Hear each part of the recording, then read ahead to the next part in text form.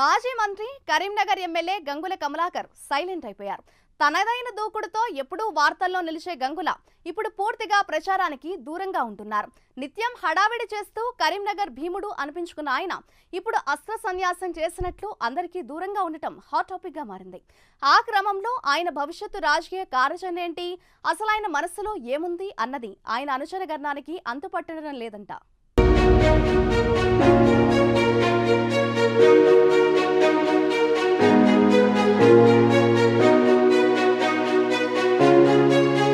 ఉమ్మడి కరీంనగర్ జిల్లాలో మాజీ మంత్రి గంగుల కమలాకర్ బీఆర్ఎస్ లో బలమైన నేత.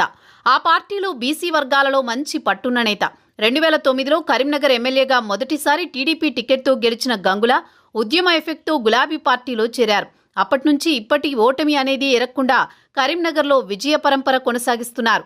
గంగులకు పార్టీలో కేసీఆర్, కేటీఆర్లకి నమ్మిన బంటు అన్న పేరుంది. గత 10 ఏళ్లుగా పార్టీ కార్యక్రమం, ప్రభుత్వ ప్రోగ్రాం ఏది జరిగినా కరీంనగర్లో సక్సెస్ చేశారు. కేసీఆర్కి కరీంనగర్ సెంటిమెంట్ కావడంతో గంగులను నమ్ముకుని వివిధ కార్యక్రమాలు అక్కడి నుంచే మొదలుపెట్టారు.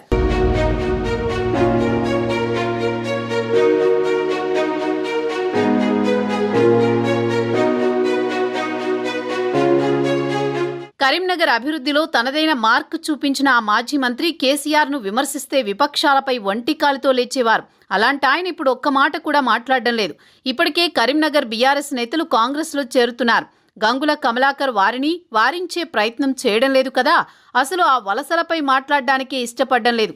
జిల్లాకు చెందిన జగిత్యాల ఎమ్మెల్యే డాక్టర్ సంజయ్ కుమార్ కాంగ్రెస్లో చేరిన క్రమంలో కేటీఆర్ వంటి బీఆర్ఎస్ ముఖ్య నేతలు ఆయనపై విమర్శలు చేశారు. అయితే గంగుల కమలాకర్ మాత్రం దాని గురించి మాట్లాడలేదు. అదేవిధంగా ఆయన అనుచరులు కూడా మౌనంగా ఉంటున్నారు. కాంగ్రెస్ ప్రభుత్వం ఏర్పడి 7 నెలలు గడుస్తోంది.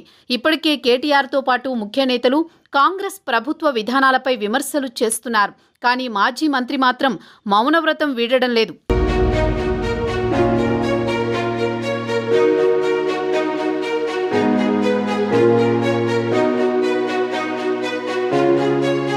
టీడీపీలో ఉన్నప్పుడు సీఎం రేవంత్ రెడ్డి, కమలాకర్ కలిసి పనిచేశారు. అప్పటి నుంచి వారిద్దరి మధ్య మంచి రిలేషన్ కొనసాగుతోంది. అందుకే గంగుల కాంగ్రెస్ ప్రభుత్వంపై విమర్శలు చేయడం లేదనే ప్రచారం సాగుతోంది. అయితే జిల్లాకు చెందిన మంత్రి పొన్నం ప్రభాకర్కు గంగుల మధ్య విభేదాలు ఉన్నాయి. ప్రభాకర్ మంత్రయ్యాక కరీంనగర్పై పట్టు సాధించేందుకు ప్రయత్నిస్తున్నారు. కాంగ్రెస్లోని పాతవారికే ప్రాధాన్యత ఇస్తున్నారు. దాంతో ఇక్కడ ఆసక్తికరమైన రాజకీయాలు నడుస్తున్నాయి.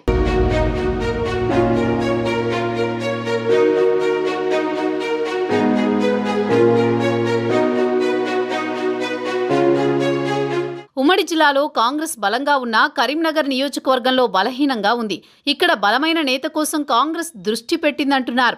సీఎం రేవంత్ రెడ్డి దృష్టిలో ఎవరున్నారన్నది ఆ పార్టీ వారికి అంతుపడ్డం లేదట. అయితే గంగుల కమలాకర్ని కాంగ్రెస్ పార్టీలో చేర్చుకుంటే కరీంనగర్లో కాంగ్రెస్కు తిరుగుండదని ఆ పార్టీ వర్గాలే అంటున్నాయి.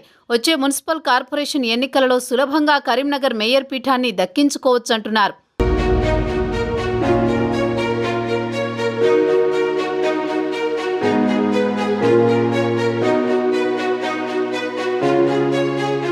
కరీంనగర్ నియోజకవర్గంలో కాంగ్రెస్ ఎమ్మెల్యే గెలిచి ఎన్నో ఏళ్లయింది. ఎప్పుడో 1978లో, ఆ తర్వాత 2004 ఎన్నికల్లో మాత్రమే కరీంనగర్ నుంచి కాంగ్రెస్ ఎమ్మెల్యేలు ప్రాతినిధ్యం వహించారు. ఇప్పుడు గంగుల కమలాకర్ కాంగ్రెస్ పార్టీలోకి వస్తే కరీంనగర్ నియోజకవర్గంలో నాయకత్వం కొరత తీరుతుందని కాంగ్రెస్ క్యాడర్ ఆశపడుతోందట. మరి గంగుల కమలాకర్ ఇప్పటి వరకైతే పార్టీ మార్పుపై ఎలాంటి సంకేతాలు ఇవ్వడం లేదు. మరి ఆయన ఎప్పుడు మౌనవ్రతం విడతారో, ఫ్యూచర్ పాలిటిక్స్ ఎలా స్టార్ట్ చేస్తారో చూడాలి.